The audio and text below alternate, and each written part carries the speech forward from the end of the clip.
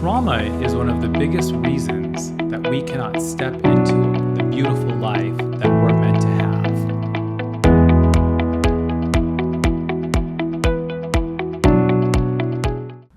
When we've been traumatized, we are afraid to take risks. We're afraid to set boundaries. We're afraid to stand up for what we really need for ourselves. We're afraid. We've been taken advantage of. We've been told in many cases that we aren't worthy of things. It makes us afraid to stand up and say, no, that's not okay, or this is due to me.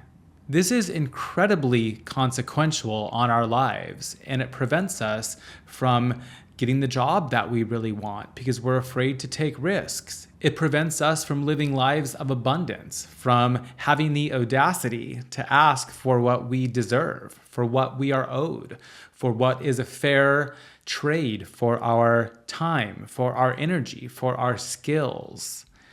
We really hold ourselves back because we're afraid to rock the boat. We're afraid to ask for things because we're worried we won't be able to withstand the negotiation part. We won't be able to come to the plate. We're afraid of conflict.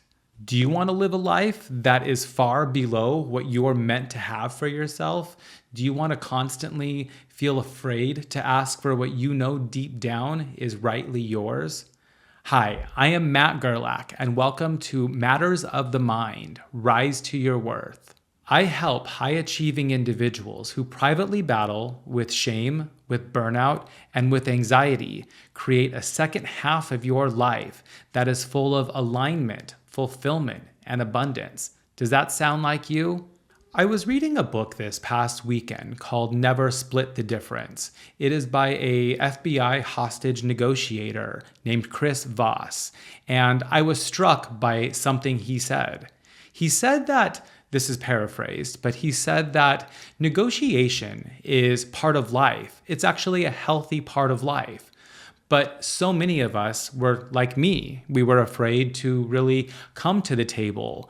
We maybe grew up, as I did, that every time I asked for something, it turned out into a huge blowout. And I was left feeling like, quite frankly, something was wrong with me for my needs. As I read this book, I was continuously surprised how normal it was taught to me that having conflict, that not agreeing on something and coming to the table and having a empathetic and respectful conversation is actually healthy. And he said something like it actually leads to an outcome that is far greater than it would have been for both parties if the conflict didn't arise. The conflict was actually an opportunity for two people to come to the table and to educate one another on things that they didn't understand, on things they didn't know. One party had one set of facts, the other had another set of facts, and in marrying those both together, there was a lot more knowledge to work with in making a decision, in crafting a decision that worked well for both parties. I'm in a place right now where I'm going through some changes in my day job. I have a consulting business and I help baby product brands with their business strategy. I've been in the industry for 15 years and I'm going through some changes. With the changes come negotiation. And I am just really taking a moment right now, taking many moments to be quite truthful. And I have this feeling of pride. I have this feeling of amazement right now. Matt Gerlach 10 years ago, Matt Gerlach even 3 years ago, would not be able to come to the table and advocate for himself the way I am doing today. And it really just shined a light on how much trauma resolution, how much healing, how much growing has benefited all areas of my life. I am able to take risks that I was never able to take before because quite honestly, I'm okay with the outcome. And the outcome isn't always going to be what we want it to be. Sometimes it's going to be less than what we expected. But it's forcing me to look inward and think back to reflect on my past successes. It's given me the opportunity to actually look at the values and the skills that I have and have confidence around them that I am going to be okay. One of my biggest strengths in life, one of my biggest differentiators is my empathy. I believe that I have the ability to actually see the hurt in people, that I'm actually able to really put myself in the underdog shoes and understand what it's like to be them. I know what it was like to be them. And I have a level of compassion for people that, quite frankly, is unique. And it's a big part of what I'm teaching my coaching students. I like to use the term that money is here to dance with us. I can't take credit for that. It was another author. I'm a big reader in case you haven't gathered that yet, but Bronnie Ware wrote a book called The 5 Regrets of the Dying. It's one of my favorite books ever. And in the book, she talks about money being here to dance with us.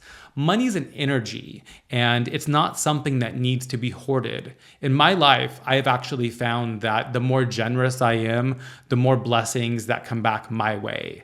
I have seen so many people that don't know how to take care of other people, and one day they're going to need help, and they haven't created a network of people around them that are willing to help them because they've never been overly generous. Are you the kind of person that wants someone to remember you for being the most generous person to them ever, or someone that negotiated their way to a situation that they were barely okay with? I don't know about you, but I'm choosing the former. I think it's incredibly beautiful to take care of other people and to give people the opportunity to enjoy things that they wouldn't have if I wasn't kind to them, if I wasn't generous to them. And it's one of my biggest values. I think there's a lot to go around. And the more that I've been able to embrace this, the more that I've been able to embrace this fact that money dances with us, the more that I see it as energy, and it comes and goes. And it's like this fake thing that we hoard thinking it's going to solve all of our problems, when really underneath it's our values, it's our skills, it's the relationships that we've created throughout our life that are going to be there for us in hard times. So as I was putting this episode together, I really wanted to just take a moment to share with you explicitly how much my healing work has changed my life, how much risk I've been able to take, how much I've been able to advocate for myself, and know that it's going to be okay. I'm not a match for everybody, and everybody's not a match for me. When I think back a few years ago, when I was really in the depths of my despair, I was grasping for anything that I could, thinking that it wouldn't be there tomorrow. I took clients just because of the monetary benefit of doing so, without ever asking myself whether or not we were good fits to work together.